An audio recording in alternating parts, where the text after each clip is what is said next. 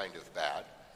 I think it's to our advantage if you have the truth, if you can speak truth in love, if you have this whole liberal arts education that has been gifted to you, and that's what we have in the Western world. We're able to think logically, we're able to think critically, and so it is to our advantage that it's sort of just kind of wide open, right? Because people are asking questions, and you can still debate people, you can still converse with people. I don't believe it's true that you walk down the street and because you're a Christian, you have a target on your back. There are places like that in the world. Not here. I think that if you're honest and you're kind, you can still get a hearing. I really do believe that. I think we're being a little bit hyperbolic about the anti-Christian message. Yeah, it's there, right? Maybe because we didn't always promote it the way we should have for the last 100 years. Because we kind of, hey, everybody sort of agrees on sort of the same stuff. And so I find this actually an exciting time, and I am bullish on the future of the Christian church globally and also in the United States. It may look different, but that's okay. So then we took a break, and now we're coming back for 3 more practical lessons. We're going to call it Showing Up for People, Speaking Truth and Love to Our Neighbors. I'll just read the description. We all encounter people who do not agree with us or have a different view of morality than what God lays out in the Bible. We too can be full of doubt and confusion. In these 3 Sunday classes, we will discuss specific topics that often come up in our culture so that we can be equipped to have honest and loving conversations with our friends and family rather than fight with those who are seemingly opposed to us or simply ignore the situation. We want to show up for people with love and truth. And so what I'm after here is, what do you want to talk about? I got some stuff today, but next Sunday and the Sunday after that, I'm going to go with what you want to talk about. And so in the back of your mind as I'm talking today, I want you to start thinking and writing down, what about this topic, what about this situation? On the back side of the handout, I gave you some options, but we don't have to limit ourselves to those options. And so if you want to tell me after class or email me, this is the one I want you to specifically talk about, we'll do it. If you want to wait until the last second and throw stuff at me and see how I do, we'll do that too. We can do that too. Let's just do a little bit of a review. It's an open marketplace for ideas. It's all over the map right now. In a way that we haven't seen in our world probably since the early Greek period, at least in the Western world. Just sort of a side note, there's nothing new under the sun, says Ecclesiastes, and that's true. Yeah, that's true. But it does take different forms. But our idea today that a person can come up with their own truth and their own morality and their own identity is not something new. It's been argued that the great Greek thinkers, Plato, Aristotle, Socrates, their whole endeavor was to fight against this idea that truth is not something that we can rely on, it's just people's opinions. And so they fought against what was called the sophists. The sophists were people who would just argue for the sake of arguing. It's more complicated than that, but for our purposes right now, they would say, well, why is that true? How do I know? I don't think there is truth. I can have my own truth. And so they built what we now know as Greek philosophy, of which we are heirs, based off this question. Fast forward thousands of years later, and the question's coming back up again.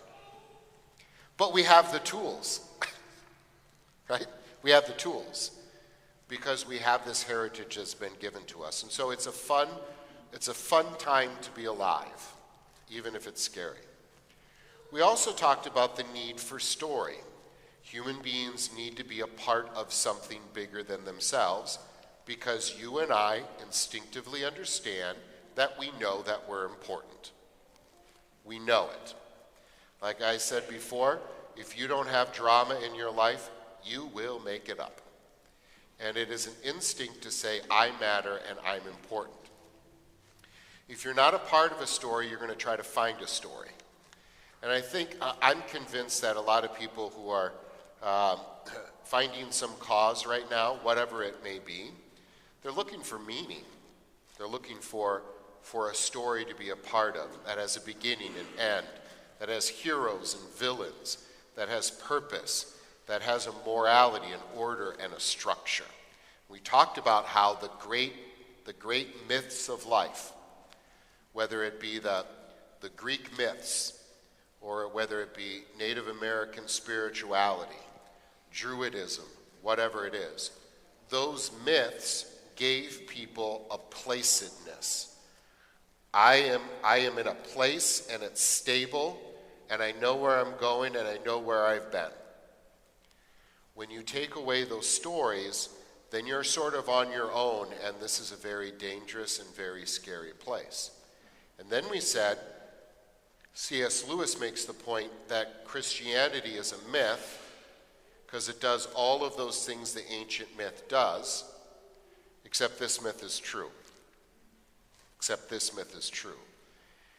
And you could argue that all of these stories that we make up, and everybody's making up a story, it's a twisted, or at least a faded version of the story.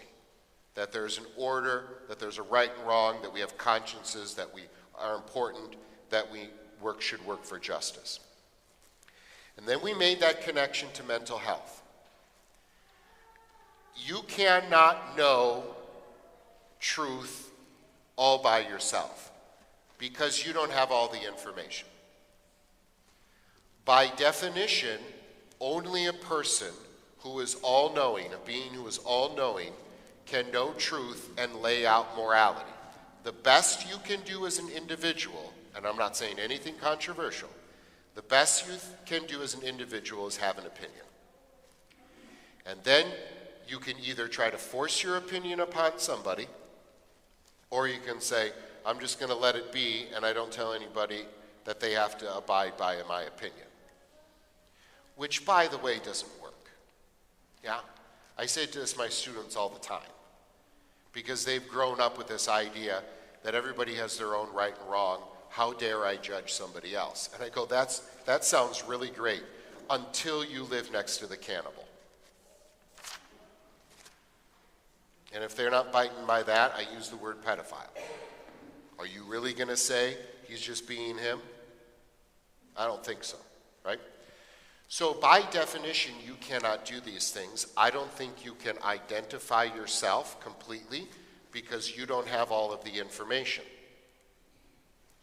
I like to say to my students too, if there was a test and the subject of that test was me, Mike Berg, my wife would get an A and I would get a C minus. And it's true. So now if I have placed that burden on an individual to come up with their own story, craft their own identity, their own meaning, their own morality, I have placed literally a divine being's burden upon their shoulders. You're going to give a 13-year-old boy that burden whose brain is not even close to fully developed and only has 13 years of experience and expect him to be mentally healthy? Right? So those are the things we've talked about. I'd like to take a step further, and I'd like to talk to you about three things, and then we're going to get to rules of engagement. Eventually, I'm going to give you an example of how maybe we could talk to somebody who is maybe just sort of like not on the same page as we are. There is such a thing as a social contagion. This is debated in the world of psychology and sociology. But there's enough examples of this. So you know what a contagion is, right? Like a virus, a bug that spreads, an epidemic kind of thing. There's been numerous cases throughout history where people will physically do things or have physical ailments, or at least the symptoms of physical ailments, and there's no explanation for them from a physical point of view. There's no disease, there's no toxins, there was no pollution in the water or anything like that. And so there's like, in the medieval age, there was a bunch of times where people started, like this one lady just started dancing uncontrollably in the town square. And then everybody started dancing, and they couldn't stop them. Like the authorities wanted to stop them, but they couldn't. People literally danced themselves to exhaustion and even death. You're like, what is going on? Now to the medieval mind, you're like, well, they must be cursed or something like that. But it wasn't just the medieval mind. In 1998, there was this case in Tennessee where this school, there was a gasoline smell, and the school was evacuated. And you had immediately, I got the details now, 80 students and 19 staff were put in the hospital. Immediately later, there was 71. People said they had headaches, dizziness, nausea, drowsiness. They went through, there was no gas leak. There was no toxins. There was nothing.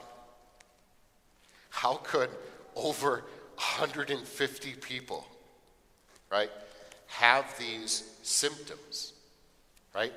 How could they have, you would think like at least the teachers would be like, no, I'm not having this. And the idea is there's these phenomenon of people, right?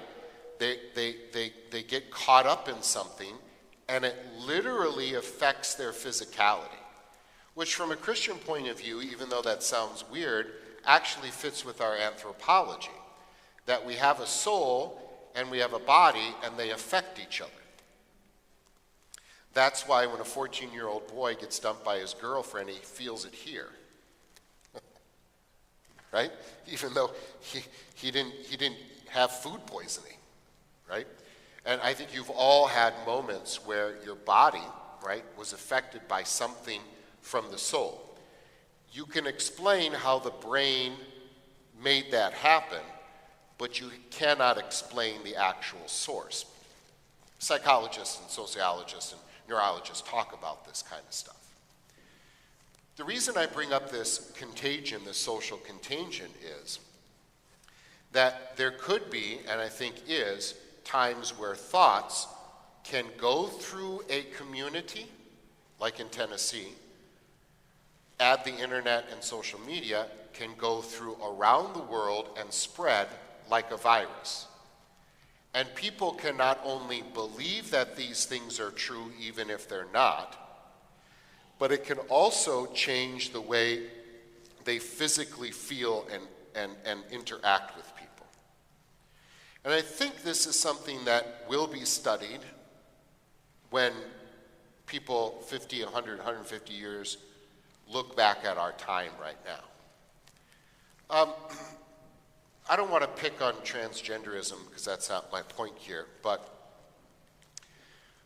why is there such an influx of people who claim to be transgender all of a sudden? Now, from one point of view, you say, well, it was because it was not accepted or there wasn't a term for it back then, but the same amount of percentage of people were transgender throughout the centuries. Now, or at least close to it. Yeah. It's just that they did not have the words or the guts to claim it. But then you start thinking about maybe there could be just the culture is moving it and people sort of like are taken by this contagion, sometimes even to their own detriment. Think about young boys and girls having surgery, again, before their brains are even fully developed, right? By the way, that push 10 years ago, already in Europe, the medical establishment is saying, that's a really bad idea, right? And eventually I think that wisdom will come across the Atlantic. But you have cases where people would say, I have 3 children and all of them are transgender. And you go, the odds of that are impossible. They're just impossible. You can't tell me that this is just a biological thing. It's also a cultural thing, right? And so you can have sort of this social contagion where people can suggest that you would be this, or it'd be cool to be this, or it would be different to be this, or you don't belong, it must be because of this. And so you almost have to play amateur psychologist, which is kind of a dangerous thing to be, right? But I don't think that you should just not question the idea of a social contagion. Okay, that was pretty deep. If you ever wondered what the two most efficient ways to make an atheist are, I'm going to tell you. By the way, I don't think that there are very many true intellectual atheists. I think it's sort of fun to be an atheist for some people. I think they want to feel superior often, or maybe they are doubting. But a true intellectual atheist, by definition, actually would be labeled an agnostic. An agnostic is somebody who says, I don't know. So for a true intellectual to say, I'm an atheist, I'm not quite sure. Because every intellectual would say, no, I cannot prove there is a God, but I cannot prove that there is not a God. And so I will be agnostic. By the way, just a kind of a side note, many modern day atheists would not accept the definition that an atheist is someone who does not believe in a God. They'll often say, I'm atheism. Theism is the belief in a personal God, and they would say, I'm against the idea of a personal God that has been thrusted upon us in our Western world. I don't believe that people were born believing that there was a God. As a Lutheran, I go, yeah, I'm okay with that because we were born sinful, right? And so they're anti-theism, not atheist, and they're really agnostic. Now, why is this important? Because your average person who claims to be an atheist is probably not there because they've made this intellectual journey and they've come to the determination that a divine being cannot exist. It's very rare. It can happen, but it's very rare. It's almost always some other reason. It's almost always something like, I can't believe in a God who would allow such evil. And therefore I just don't want to do anything. And I have found a worldview without a God that is fine with me, and so I don't need your religion. That's usually how it goes. I don't need it. I don't want it. If you want to call me an atheist, that's fine, but here's where I am. But to get to that point, probably something happened. So here are the two ways to bring up an atheist most efficiently. Number one, don't ever feed them with the gospel, let them starve. Then they're ripe picking for other things. The second most efficient way to raise an atheist is to be a fundamentalist and to be all about the law. And then they will reject that sort of negativity, that they'll reject that law. My parents forced me to do this, and I don't know if you've ever lived with teenagers, but they like to buck the system, don't they? Why do they do that, by the way? Because they know they're important. They want to be independent, right? They want to be righteous on their own, right? Don't give them the chance to do that by being super, super, super strict when it comes to religion, right? So you have to allow them to have conversations and doubts. Don't make your girls wear skirts all the way to their ankles. You know what I mean? Right? That kind of stuff. Going further, one more thing. I think this is a big one. Try to avoid all labels. Try to avoid all labels. Labels are cheap, they're intellectually lazy, and they often backfire. They divide between us and them, and they're usually not very accurate. I like to say this all the time.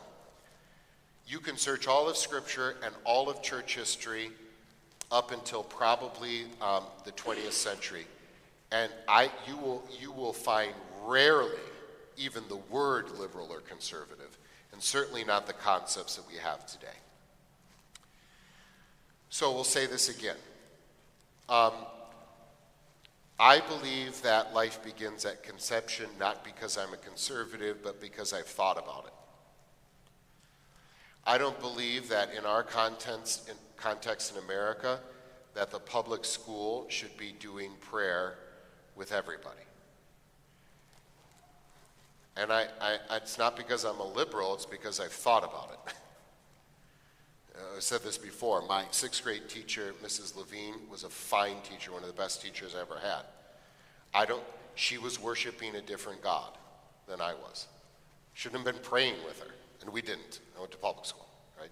She was Jewish, I was Lutheran, it was all fine, but we shouldn't have been praying together, and we weren't going to, right? So look at the issue, the topic. Don't become self-fulfilling. Well, I'm a conservative, or I'm a liberal, or I'm a libertarian, or I'm whatever.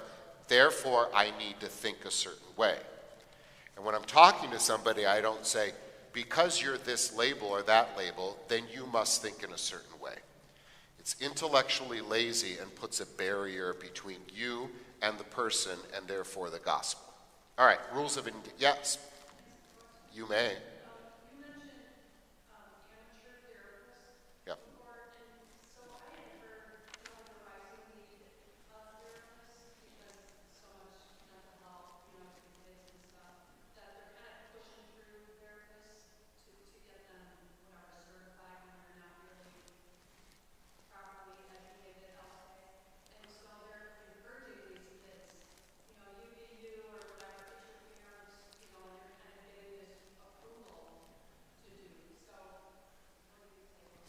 So the question is, there's a lack of therapists, right?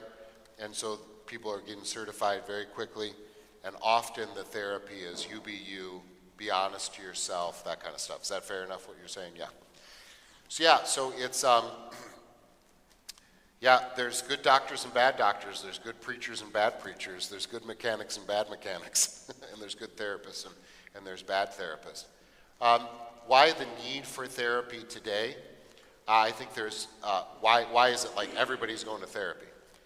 Well, I think a couple things. One, the stigma's gone, which is probably a good thing. Number two, we have a lot of money on our hands. We can afford it. Therapy is supposed to end, but that doesn't always end for people, and I question sometimes the tactics of therapists because of that. But also because we're in a crazy time here where, we don't have these stories. So you have to be careful with that sort of, what we're talking about is pop psychology, which I think is what you're after here, like an amateur or even a pseudo-therapist is just going to repeat what the culture is saying instead of actually thinking things through.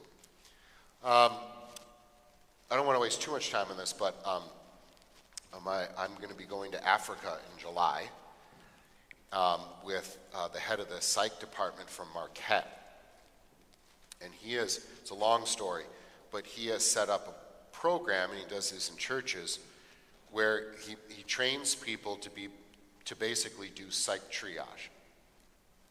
Some people just need somebody to talk to. Some people need a psychologist. Sometimes they need spiritual care. And to train people to not go down that path of just affirmation and bad thinking, but to send them kind of like, again, triage, to send them in the right place. It's very interesting. Anyway, he went and did some training in Malawi and Zambia, training mental health workers and pastors, and they said, that's great, next time bring a pastor. So I'm riding his coattails to Malawi and Zambia. So I've been interested in this for a while and thinking about this. He would say right thinking, and he's a cognitive, and there's different forms and theories of psychology, but he would say right thinking, right actions, incorrect thinking, incorrect actions. So if I incorrectly tell somebody that their feelings are always right, that is going to turn into bad behavior, self-destructive behavior, selfish behavior. And I think the connection with theology here is to say, you actually do not have the ability to think correctly on your own. A, you don't have all the information, you're not a divine being. Also, you're sort of sinful, right?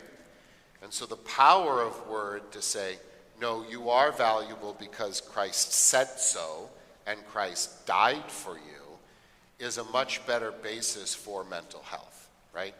And I think that there's enough Christian psychologists and therapists that are making headway in this, I would hope anyway. Is that fair enough? All right, let's go into rules of engagement. I think we should have epistemological humility. Epistemology is the study of knowledge. How do I know what I know? And I think we have to have a whole lot of humility when it comes to our ability to know things. This is a particular modern problem where we think that we can, human beings, eventually when we get enough knowledge, we'll solve all of our problems. But as we stated before, as much as we have advanced, we've also spawned off many different problems. Why are we less mentally healthy than someone 500 years ago? Why are we sometimes even physically less healthy than somebody 500 years ago, right? And so even though there's this idea of progress, it doesn't mean that it's always going to get better. So the idea here is if you're going into a conversation and you know what's up and you're going to tell that person, you're falling into that modern trap. And I don't know if you've ever had this experience. Of course you've had, because it's every experience you've had. When you tell somebody what's up, 90% of the time they go, now I'm going to try to find ways to falsify your thinking. Because of our desire for righteousness. If somebody tells me what's up, the assumption is, I wasn't that bright to begin with. I think the key to leadership, by the way, is convincing other people that your idea was their idea. Yeah? We want to be in charge. We want to do these things. And so to have humility to say, I see your point. Have you thought about this? Can I push back a little bit? What about this sort of thing? I think can be helpful when it comes to spiritual sort of conversations. I think we are in a fast-paced world, and we want to see a clip of some guy on a college campus win a 90-second debate with somebody. That's not life. Life is playing the long game. Be graciously patient with people. This is why pastoral care is so much more than the street evangelism that seems to be popular these days, right? Is there room for that? Sure. But I think you have to be patient with people. You can't undo 20, 30, 40, 50 years of thinking in just a couple sessions, in a couple moments, right? You have to play the long game, which means that I may not agree with somebody about evolution or abortion or gun rights or free speech or who should be president. But if I'm trying to get to the gospel, everything else will sort of fall into place. And maybe it'll be in heaven when they fall in place. I don't know. I think the evangelist, the apologist, has to leave some things for later, right? Some things are going to come after the heart is changed. And remember the two kinds of righteousness. You have two choices for this very human desire to be right and valuable. A righteousness by law or a righteousness by faith. The righteousness by law says, I did it, look at me, I am right, valuable, correct, you fill in the blank. And I know that because of this law. Whether it be the moral 10 commandments, whether it be how many followers you have on this, whether you voted right, whatever it is. Usually it's a law we've made up, and conveniently it's a law we're good at fulfilling. The righteousness by faith is Christ just gives it to you. You are right on account of what Christ does, and you've been made righteous. The people who are arguing in this world, I feel such great pity for them. Not pity. I'm sad for them. Pity is not the right word. I'm sad for them because I know that they're trying to be righteous, and they're never going to be fulfilled. Even if they win all of the elections, even if they control the narrative, they're never going to be quite fulfilled because they were made for something eternal. All right, next page. What can we do? What should we do? I think it's very helpful to lead people to conclusions. This is what a good teacher does. Ask more questions than you give answers, right? So, okay, I see what you're saying. If that's true, then what about this? Have you thought about this? Lead them down a path so that they make their own conclusions. Because then it's theirs. Then they have to grapple with it. Then they have seen the problem, maybe with their thinking. That's something different than just taking you at your word, which again is often off-putting for people because of their desire for righteousness. 1 Corinthians 13, I've mentioned this before, I think in a Veritas maybe. 1 Corinthians 13, as a young pastor, I didn't even want to read it because everybody that wanted to do a wedding wanted 1 Corinthians 13 read. Love is patient, love is kind. And I wanted to be like, ugh. I've grown to love that chapter more and more and more for a couple of reasons. The opening line, if I could speak, speak of the tongues of men and of angels, but if I have not love, can have faith that moves mountains, but if I have not love, I am only a resounding gong and a clanging cymbal. You can have the truth. You can go to a preacher who will never say anything inaccurate, biblically or reasonably. But if he doesn't love you with the gospel, he's only making noise. If you win every political argument, every social argument, but if you have not love, you've only added to the cacophony of this world. And so I would suggest for our young people, especially in the crowd, but this is true of everybody. Excuse me. It's a noisy world. It's constantly coming, right? You cannot escape it. And we've known this for decades and decades, right? It's not the internet's fault. It's not social media's fault. That's just gasoline on the fire. We have so many images, so much information that it's a very noisy world. And in order to stand out, you need to be noisier than the next person. But underneath that, all that noise and all that TikTok or whatever you're using now, and all of this stuff are people who are really hurting and actually are people who are really interested in deep questions. Take a breath, build a relationship, walk with somebody for a while. Walk with somebody the whole school year. Walk with somebody in their young adulthood. And don't worry about the numbers, don't worry about the noise. And if you're just going to be doing the Facebook and the TikTok and the Gram or whatever we're using right now, you're just adding to the noise. And I don't know that it's helpful in the long run. If you're not getting to the gospel, you are in the realm of the law, and the law cannot save you, and the law cannot change hearts. So what we cannot do and what we should not do.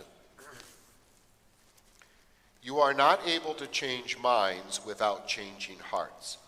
This is a beef I got with modern education. We are far too much about the information and the skills and the outcomes than we are at the heart. And what I mean by that is the point of education in the Western world was to change people so that they would love what is true and what is good and what is beautiful. We want you to love those things. And from there, your ethics will flow. From there, you'll love your job and learn a skill.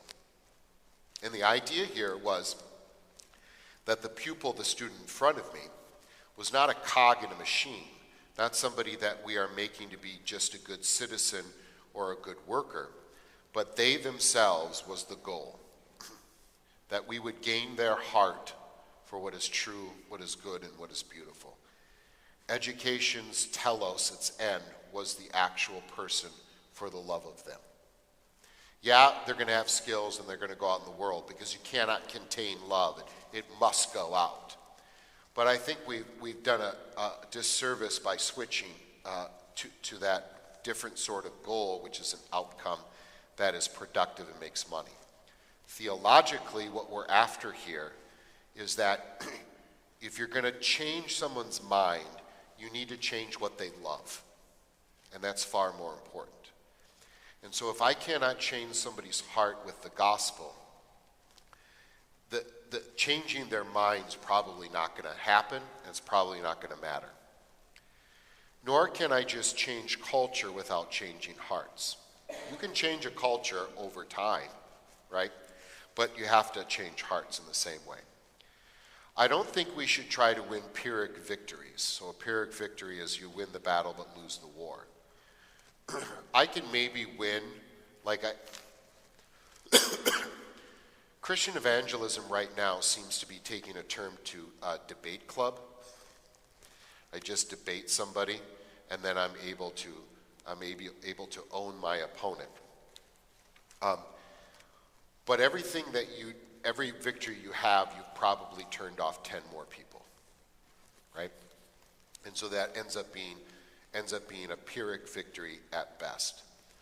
Well, I got more on that, but we'll maybe have to move on. Excuse me. All right, let me give you an example then. And then what I would like to do is hear from you, if we have time, but also say, next time I want to do this, this, this, and this. And then we'll use these examples. Because at some point we need to think through these things. So, the topic of abortion. All right. So I have somebody, let's say, that says, you're anti-abortion. You're anti. So notice the term anti is a negative term. There's been a switch. I'm not pro-life anymore. I'm anti-abortion, which is ironic to me because abortion is a negative term, right? It starts with an A, right? It's a negative term. And to abort something is to end it. What are you ending? What are you ending? And so you can ask certain questions that are leading. And I think you can have some, here's where you can be gracious and kind. And you can say, listen, I would agree with you. If that was not a life,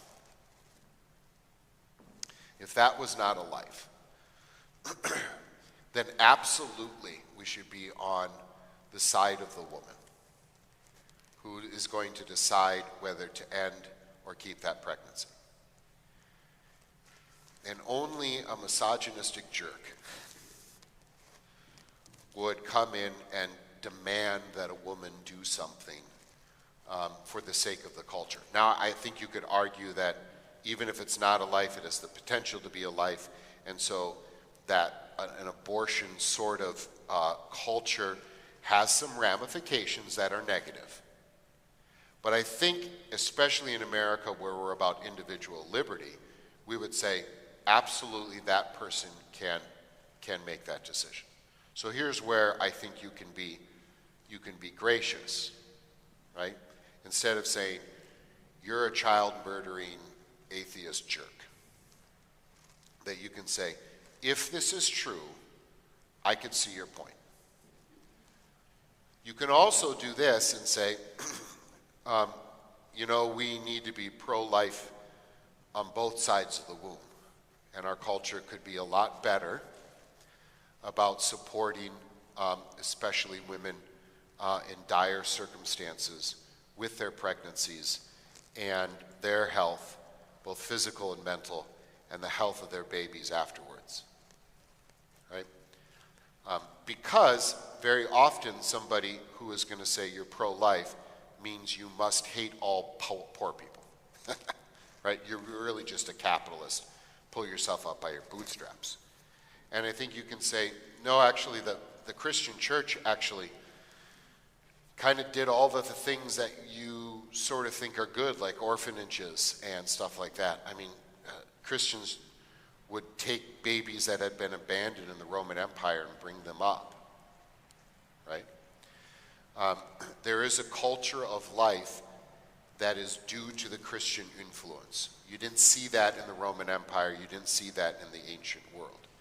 So you can be gracious by saying, I get we probably could be better about life in general and not just be about abortion, right?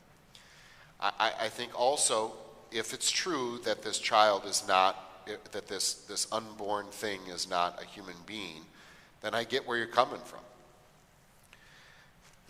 But now I got to lead them to the question, is this a life or not? Because that's the issue, right? And so there's different tactics that you can use. One we already used. Well, if you're aborting something, what are you stopping? Well, I'm stopping a life. Well, you shouldn't stop life, right?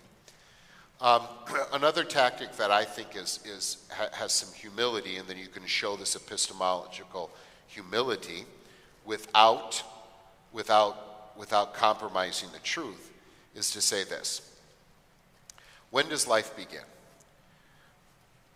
The science seems to say at conception. In fact, philosophically, I don't know any other way when life could begin. And if you don't choose the moment of conception, then you have to pick another moment where it's life that is to be valued.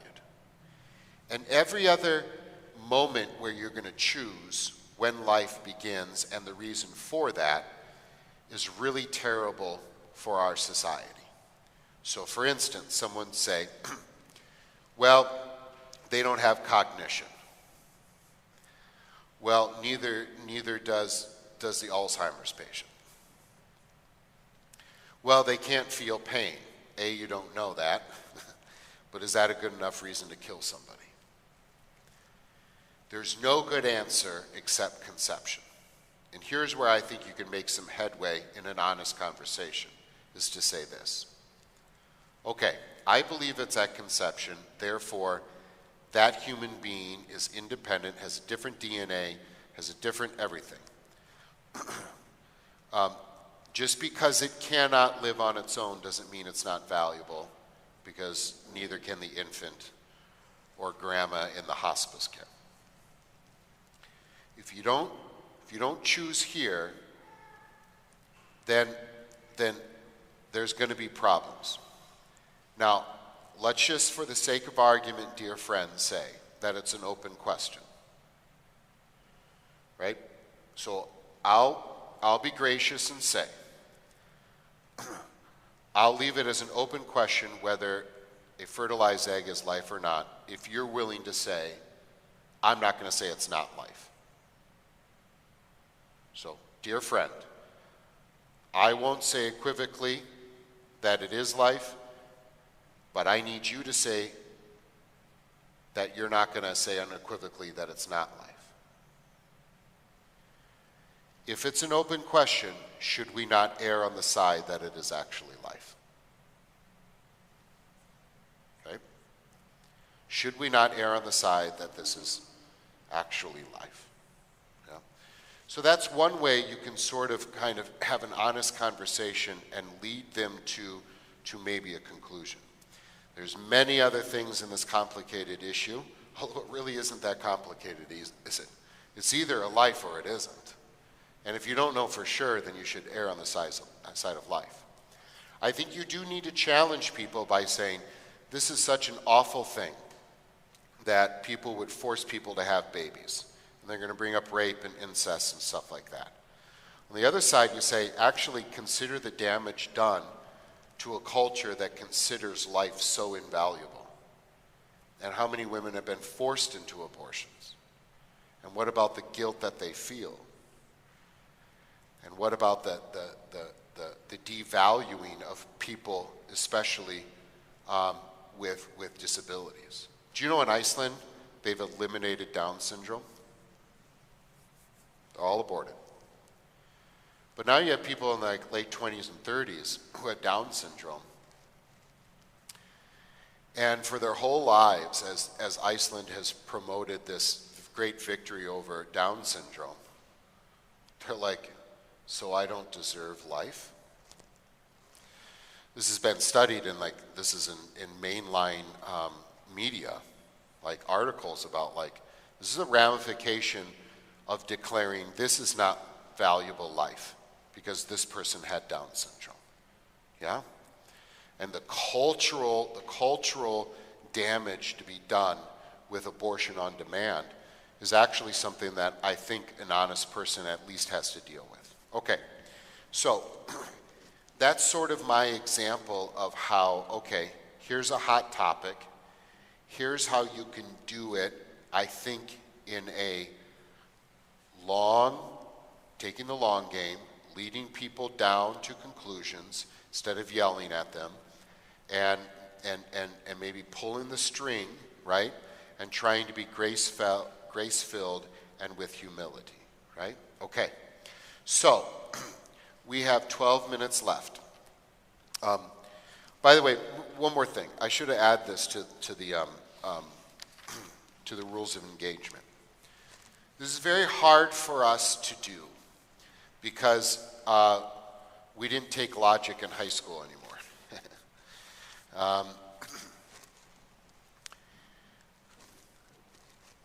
When you're having a conversation with somebody, mentally ask yourself, what is their assumption? What have they assumed without evidence? Not so that you can win the argument, but so that you can understand their argument and lead them down perhaps a different path. So there is an unquestioned assumption for a pro-abortion person, and that is, this is not a life. That is an assumption that cannot be questioned for them. And so I have to know that they have made that assumption. And I may have to say, but you don't have good reasons for that assumption. Yeah. So any issue that we're going to go through, I think a good tactic is to say, what's their assumptions? I know they're seeking righteousness. How can I lead them down a different path, and how can I get them to the gospel? Okay, here's some other possibilities. We don't have to do any of these.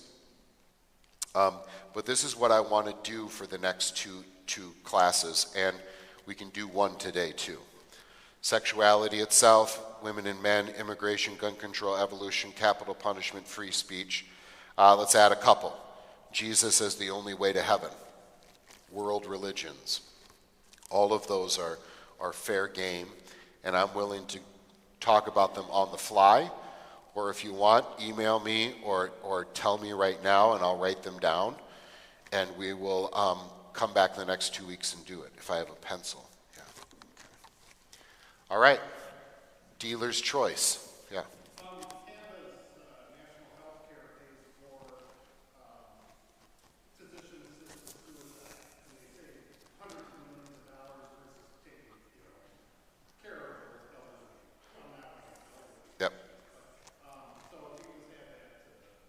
Yeah. You want to do that now, or do you want to wait later? Anybody else? Assisted suicide. Yeah. Assisted suicide. And physicians, particularly that medical insurance, or in whatever country how this works, that it would be paid for by basically tax dollars. So we got two questions there. What about assisted suicide in general, but then also by, should my tax dollars go to this? Yeah. Yes, sir.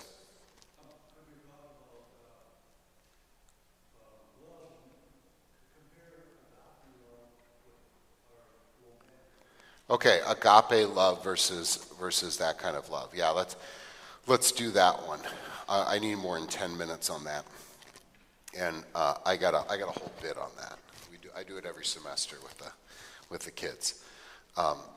So we'll leave that one for next time. Anybody else got one? Yeah, Mike.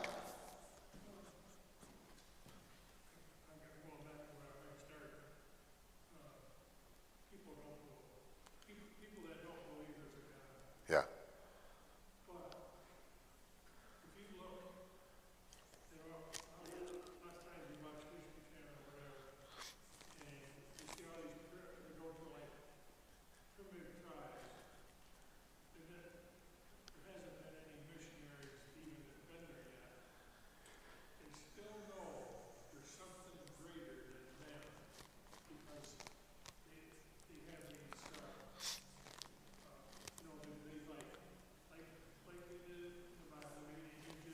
Yep.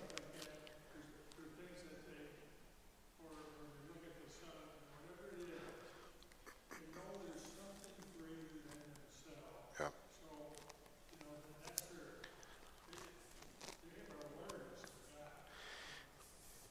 Yeah, so his comment is talking about, like an intellectual atheist, and you think about all these tribes and all these cultures, they all had some sort of form of God.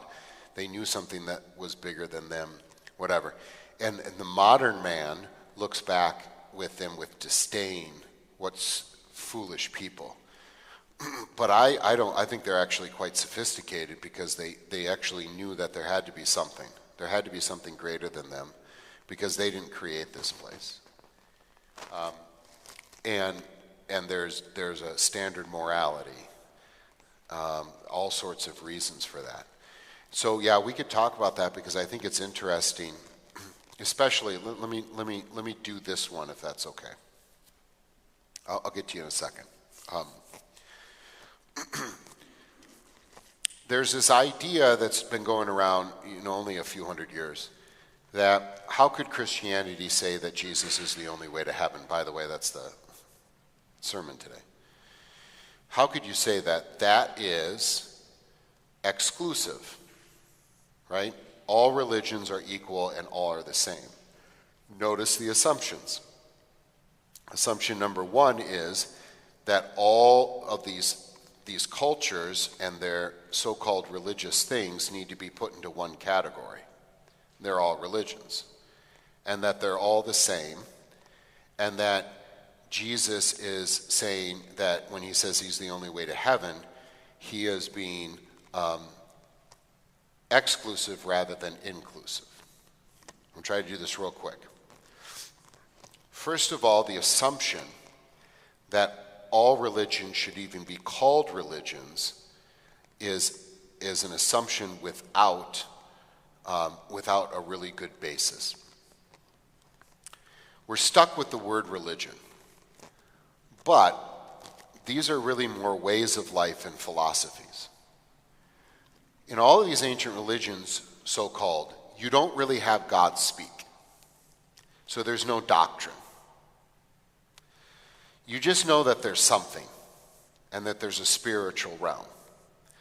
And so you're trying to interact with the spiritual realm in some way. So in that way, is it religious? Sure. But they never would have thought of like, oh, here's my physical life, here's my spiritual life. That's what we do. We go to church on Sunday, and then we do our business Monday through Saturday. We're the odd ones. For them, this was just a way of life. Philosophy, culture, all of that was wrapped up. If you would say to a Hindu 200 years ago, your religion is Hindu, they'd be like, what do you mean religion? No concept of what you're talking about. The second assumption is to say that all religions are sort of doing the same thing, but they're not. And I don't think that Jesus is saying anything controversial when he says, I'm the only way to heaven. He's really the only one who has claimed to be the way to heaven. He's the only one that's claimed it and backed it up with a resurrection. He's not saying, in a way he's saying all those other religions are false, mine's the only way. I get that. He does say that. But he's not just saying, okay, I'm gonna throw my hat into the ring. No, he's saying, I actually do have a way. you don't have a way. And again, I don't think I'm saying anything controversial because in every other religion, you're sort of just trying to get out of the body, or you're trying to earn favor with the divine. There's really no concept of being saved from sin, hell, death, and the devil. We think in salvation terms, and so we put that on them, but they're not thinking that way. And so Jesus is saying, I actually have something that you've never really even contemplated in the way that I have contemplated. He's being inclusive, not exclusive, right? So that gets complicated, but I think when you're talking to somebody who says, why do you say Christianity is the only way to heaven, you're being exclusive? I think that's an assumption that you need to attack and say, no, it's not really.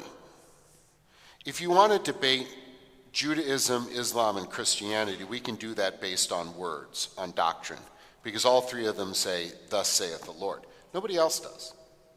Nobody else does. And by the way, then I can be sort of open-minded to say, the Buddhist, he says some kind of cool stuff. The Taoists, they got this Tao, the way things are, the way to go. You're like, I have that concept too. It's called Jesus the Logos. I have a connection with you, right? You can do those things. We should maybe have a topic on world religions. I'm way over my skis here. You had another topic you wanted to? Okay.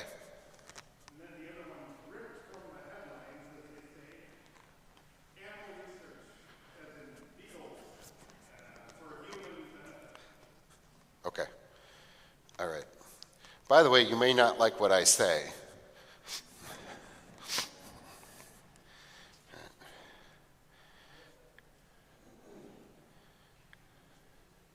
Okay, animal research, it looks like rescue here, sorry. Stem cells, what was the other ones that we did?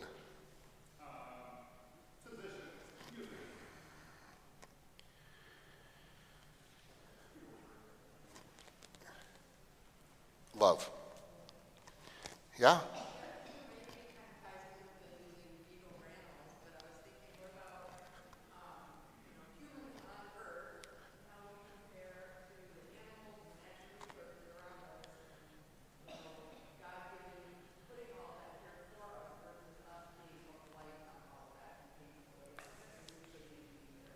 Yeah, this is good stuff because this is an issue not only with that but transhumanism, and one of the arguments is like human beings are bad for nature.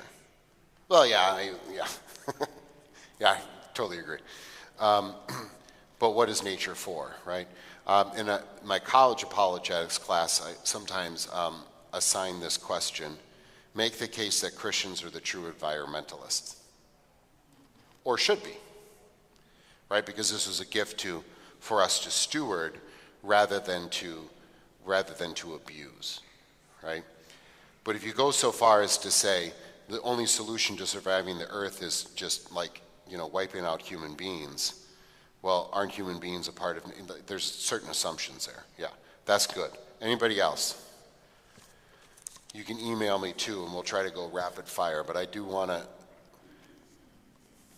model, at least the best we can, some of these issues. We got 2 lessons left, and it's open-minded. So please email or text me if anything, not just a specific issue, but a broader topic you want brought up. I would be happy to try to do it. Or if you say you didn't do a good job today, we need to fill in some of the gaps. Well, look right away. Yeah.